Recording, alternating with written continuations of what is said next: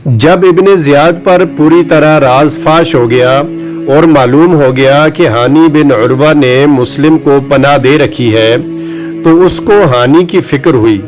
लोगों से कहा कि ये क्या बात है कि बहुत दिनों से हानी बिन उर्वा हमसे नहीं मिले। लोगों ने बीमारी का उज़र बताया, मगर उसको तो घर के बेदी ने सब कुछ बता रखा था। उसने कहा, नहीं, ऐसा नहीं है, वो मर्ज से अच्छे हो चुके हैं, घर के दरवाजा पर पहरा के लिए बैठे रहते हैं। आप लोग जाओ और उसको समझाओ कि वो अपनी जिम्मेदारियों को समझे और हमारे पास आए। ये लोग हानी के पास पहुंचे, हालात की नज़ाकत बतला कर कहा कि आप हमारे साथ चलिए। हानी ने अपने आप को मजबूर पाया, उनके साथ चलने के लिए सवार हो गए।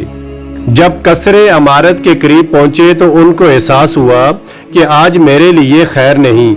आने वालों में उनके अजीज असान बिन अस्मा भी थे। उनसे कहा कि मुझे अपने बारे में खतरा है। असान ने जवाब दिया कि आप बिल्कुल फिक्र न करें, मैं तो कोई खतरा महसूस नहीं करता। वजह यह थी कि असान इन वाकयात से बिल्कुल बेखबर थे। ये लोग हानी को साथ लिए हुए कसरे अमारत में दाखिल हुए तो इब्ने ज़ियाद ने काजी कूफा शरी से कहा कि एक खाइन को खुद उसके पाँव ने यहाँ तक पहुँचा दिया। जब करीब आए तो इब्ने ज़ियाद ने शेर पढ़ा, उरीदु हयातहु व युरीदु कत्ली, यानी मैं तो उसकी जिंदगी चाहता हूँ और वो मेरे कत्ल के दर पे है।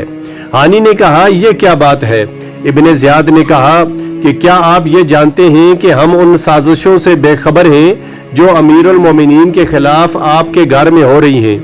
आपने मुस्लिम बिन अकील को अपने घर में ठहराया हुआ है और उसके वास्ते असला और रजाकार जमा कर रहे हैं। हानी ने इनकार किया और गुफ्तगू तवील हुई तो इब्ने ज़ियाद ने उस अपने जासूस को सामने कर दिया जिसके जरिया खबरें पहुंची थी।